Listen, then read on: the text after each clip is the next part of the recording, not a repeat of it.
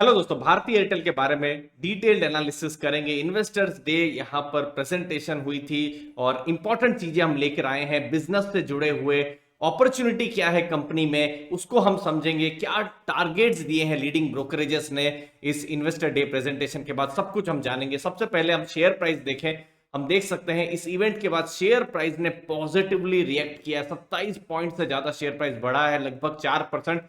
और 737 में भारतीय एयरटेल का शेयर प्राइस 28 मार्च को बंद हुआ है। तो ये तो शेयर की बात रही जब हम बात कर रहे हैं, लेकिन बिजनेस को समझते हैं। तो यहां पर अगर हम बिजनेस की बात कर रहे हैं तो सबसे इंपॉर्टेंट चीज आप देख सकते हैं, एबिटा मार्जिन आप देख सकते हैं लगभग 50% का है।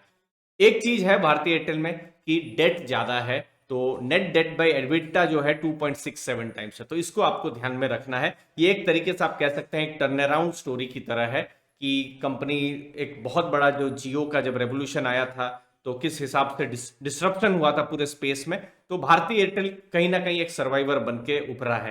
तो नेगेटिव में तो सब चले गए थे, लेकिन अभी वो टर्न अराउंड वो दिख रहा है भारतीय एयरटेल के केस में, जो हमको डेटा से पता चल रहा है। लेकिन डेट ज्यादा है, उसको आपको ध्यान में रखना है। अगर आप कस्टमर्स की बात करेंगे तो 32 करोड़ से ज्यादा के कस्टमर्स हैं और 2 करोड़ से ज्यादा घरों में भारतीय एयरटेल है। इसके अलावा अफ्रीका में भी उनका बिजनेस है, 14 कंट्रीज अफ्रीका में भी उनका बिजनेस है और अलग अलग टच पॉइंट्स है वहां पर। अब रेवेन्यू आप देख सकते हैं, रेवेन्यू फाइनेंशियल ईयर 20 से 22 किस हिसाब से बढ़ा है। 83,651 करोड़ का रेवेन्यू यहां पर बढ़ा है और एबिटा जो है वो 41,627 करोड़ का है। जो हम देख रहे हैं कि एबिटा मार्जिन जो है लगभग 50% हो गए। जो पहले फाइनेंशियल ईयर 20 जब जो कोविड नहीं आया था तब 40% के आसपास था, जो अब लगभग 25% बढ़ गया है, 40% से 50%। तो वो चीज हमको यहां पर भी देखने को मिल रही है, रेवेन्यूज में भी देखने को मिल रही है। 60,000 करोड़ से 83,000 करोड़ के ऊपर रेवेन्यू आ गए। अब ये बहुत इंपॉर्टेंट है आपको समझना, जब भी हम एनालिसिस करते हैं, समझते हैं जो टेलीकॉम सेक्टर है, एआरपीयू समझना, एवरेज रेवेन्यू पर यूजर। मतलब एक यूजर से, समझ लीजिए आप एक व्यक्ति है तो आपसे कंपनी कितना कमाती है। तो आप देख सकते हैं ये ग्लोबल लेवल का डेटा है। जैसे इंडिया में $1.9 है, मतलब लगभग 140 रुपीज के आसपास होगा। तो 140 रुपीज पर मंथ कोई भी कंपनी एक समझ लीजिए कस्टमर से कमाती है। ये सब कंपनियों का आप यहाँ पर डेटा ले सकते हैं।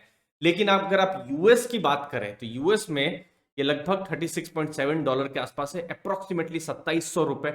मतलब आप कहीं पर 140 रुपीज पे कर रहे हैं, वहीं पर यूएस में कोई व्यक्ति 2700 रुपया डेटा के लिए, फोन के लिए पे कर रहे हैं। और सिमिलरली कनाडा में और ज्यादा है, 3200 रुपए के आसपास ये भाव हो जाता है। तो इंडिया एक यूनिक बिजनेस है जहां पर लोएस्ट प्राइस है, जहां पर हम इंटरनेट के लिए, फोन के लिए पे कर रहे हैं। और यहां पर एक इंटरेस्टिंग एनालिसिस कही है उन्होंने कि ये अगर 100 रुपए और बढ़ जाता है, मतलब लगभग $2 एयरपू से $3.3 एआरपीयू बढ़ जाता है, लगभग 100 रुपए के आसपास भी अगर प्राइस बढ़ जाता है, $3, $3 साढ़े $3 के आसपास में, तो यहां पर पूरा इंडस्ट्री को 33,000 करोड़ का इंक्रीमेंटल रेवेन्यू होगा। 100 रुपया प्राइस बढ़ेगा, 28,000 करोड़ तक एबिटा बढ़ सकता है। तो ये एक चीज है। लेकिन हमने देखा है कि प्राइस बढ़ रहे हैं, लेकिन बहुत ज्यादा भी प्राइस बढ़ाने से कंपनियां थोड़ी घबरा रही है।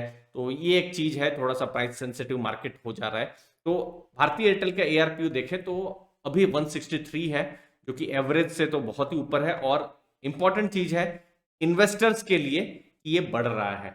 Q3 FY20 में आप देख सकते हैं 117 रुपए के आसपास था, और उसके बाद सेगमेंट हुआ। ये खासकर ये कोविड वाला साल था। लेकिन Q1 जो था, Q1 के बाद 146 से Q3 में 163। अब Q4 के रिजल्ट आएंगे तो हमको और पता चलेगा कि एआरपीयू क्या बढ़ रहा है, कम हो रहा है। ये की मॉनिटरेबल रहेगा जब भी भारतीय एयरटेल का शेयर हम एनालिसिस करेंगे Q4 का। तो इसीलिए हमारे जो चैनल है उसके साथ तो बिल्कुल जुड़े रहिए, सब्सक्राइब करके रखिए। अगली चीज, ब्रोकरेजेस ने कहा है कि अलग अलग उनके बहुत सारे एसेट्स भी है जिनको वो फ्यूचर में मोनिटाइज कर सकते हैं।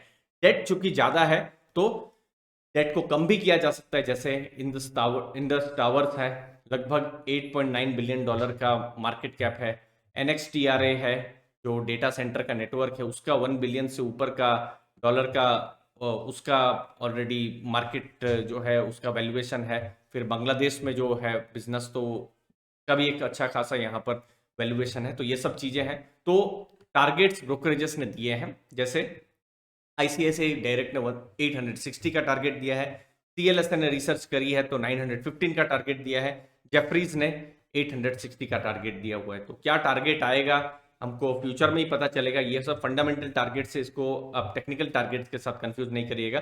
तो जो रिसर्च किया है ब्रोकरेजेस ने, उसके बाद उन्होंने बिजनेस ग्रोथ और उसका एक्सपेक्टेशन को देखकर ये टारगेट्स उन्होंने रखे हैं। अब दूसरी अपॉर्चुनिटी ब्रॉडबैंड। ब्रॉडबैंड अगर आप बात कर रहे हैं तो 2016 में 1.7 करोड़ घर में था, जो अभी लगभग 4 करोड़, जी हाँ 4 करोड़ घरों तक 2025 तक पहुंचने की उम्मीद है।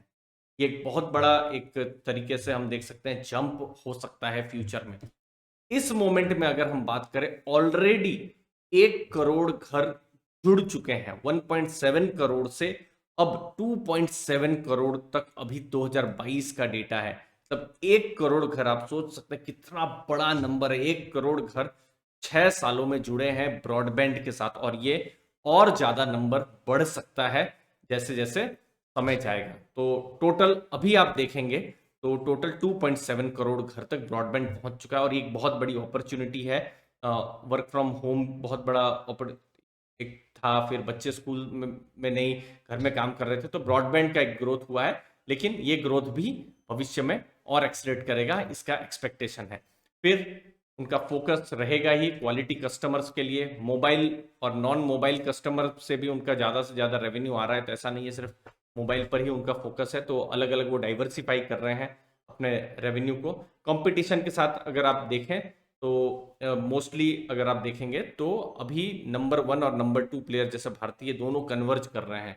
तो कंपटीशन थोड़ा सा कम जा रहा है एबिटा में। और भारतीय एयरटेल आप देख सकते हैं 2016 में 18,000 करोड़ तक था, जो अब 41,000 करोड़ तक हो गया। तो ये एक बहुत बड़ा इंक्रीज हुआ है जो हमको देखने को मिला है। मुझे उम्मीद है आपको वैल्यू मिलेगी। आपके समय के लिए बहुत बहुत धन्यवाद।